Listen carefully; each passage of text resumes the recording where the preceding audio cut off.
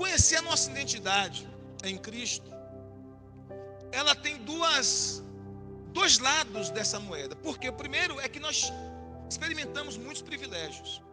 Quando você sabe quem você é em Cristo, você desfruta de muitos privilégios espirituais, de muitos privilégios do reino de Deus. Você desfruta de muitas bênçãos porque você sabe quem você é em Cristo, e portanto você conhece os seus direitos espirituais, os seus dons, o poder de filho que você tem, o direito de filho que você tem, o seu legado, a sua herança. Ou seja, você se abre para os benefícios espirituais, para os privilégios espirituais e para as bênçãos de Deus, quando você conhece, reconhece qual é a sua verdadeira identidade em Cristo.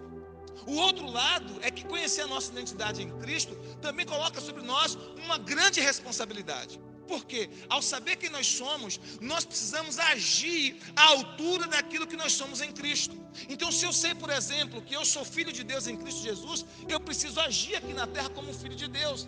Se eu sei que eu sou uma nova criatura em Cristo Jesus, eu preciso me mover como uma nova pessoa, como um novo homem, como uma nova mulher. Se eu sei que eu sou herdeiro de Deus aqui na terra, eu preciso me mover como um herdeiro de Deus. Se eu sei que eu sou embaixador, um representante de Cristo aqui na terra, eu preciso falar, agir, me mover, me comportar como um representante de Cristo.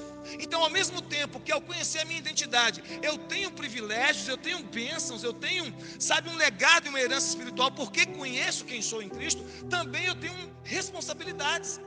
E a grande questão é que às vezes, muitos de nós queremos apenas os privilégios, queremos apenas as bênçãos, queremos apenas aquilo que nós podemos usufruir por sermos quem somos em Cristo. Mas nós temos que entender que nós também temos uma responsabilidade em carregar em nós essa identidade, essa marca de quem nós somos em Cristo. Nós falamos na semana passada de 4 características da nossa identidade. Só recapitulando, nós somos filhos de Deus, nós somos novas criaturas em Cristo, nós somos refletores da glória do Senhor e nós somos embaixadores, ou embaixadoras, no caso das mulheres, do reino de Deus. Hoje a gente vai falar sobre mais 4 características da nossa identidade em Cristo. A primeira é: nós somos justiça de Deus em Cristo. Diga comigo assim: eu sou justiça de Deus em Cristo. A Bíblia nos fala em 2 Coríntios, capítulo de número 5, verso 21. 2 Coríntios 5, 21 diz assim: aquele que não conheceu o pecado, Deus o fez pecado por nós, para que nele fôssemos feitos justiça de Deus. Então quem foi esse? Cristo Jesus, o único que pisou nessa terra e não pecou. Não havia engano na sua boca, não havia pecado no seu coração. Ele foi o único que pisou nessa terra e não pecou. Então a Bíblia diz que aquele que não conheceu o pecado, uma referência a Cristo, Deus fez ele ser pecado por nós. Quando foi que Cristo se tornou pecado em meu lugar e em seu lugar? Na cruz.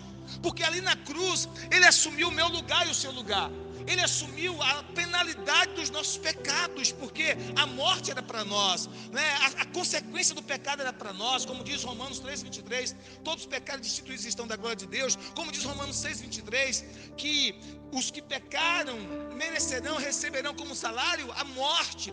Então a morte era para nós, mas Cristo ali na cruz, ele assume o nosso lugar, ele recebeu em nosso lugar a penalidade dos nossos pecados. Então na cruz, Cristo se fez pecado por nós. E aí o texto diz: aquele que não conheceu o pecado, Deus o fez pecado por nós, para que nele, em Cristo, em Jesus, nós fôssemos feitos justiça de Deus. O que houve ali na cruz? Houve uma transferência, houve uma troca. Os meus pecados foram transferidos para Jesus. E agora, quando eu creio em Jesus pela fé, quando eu deposito em Jesus a minha confiança e a minha fé, a justiça dele é transferida para mim. Então, quando você deposita a sua fé e a sua confiança em Jesus, Deus olha para você como alguém justificado, como alguém inocentado, como alguém que foi levado a sua causa ao tribunal divino e já foi julgado. E você foi inocentado não porque você tenha méritos em si mesmo, mas porque Cristo pagou o preço por você. Por isso que a Bíblia nos fala em Romanos capítulo 5, versículo 21: justificados, pois, pela fé, temos paz com Deus através de Jesus Cristo. Justificados, pois, pela fé, temos paz com Deus através de Jesus Cristo. Como assim ter paz com Deus? A Bíblia diz em Tiago capítulo 4, versículo 4, que o homem na infidelidade, o homem, eu estou me referindo a um termo genérico, né? O ser humano na sua infidelidade para com Deus, se torna inimigo de Deus. Então todo ser humano em infidelidade para com Deus é inimigo de Deus, ou seja, está em inimizade contra Deus. Ele diz: infiéis, não sabeis vós que aqueles que querem ser amigos do mundo tornam-se inimigos de Deus?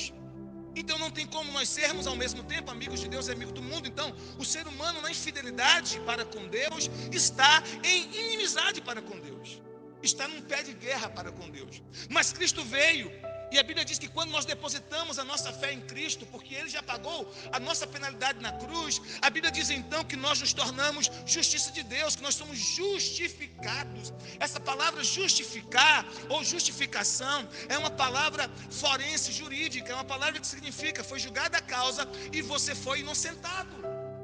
E nesse caso nós somos inocentados no tribunal de Deus. Não que nós não tivéssemos culpa, mas porque Cristo pagou a nossa penalidade, porque Ele assumiu o nosso lugar ali na cruz. A morte de Cristo foi uma morte vicária, uma morte substituta. Ele morreu em nosso lugar, pagando definitivamente a penalidade do nosso pecado. Então nós somos justiça de Deus em Cristo, nós somos justos em Cristo.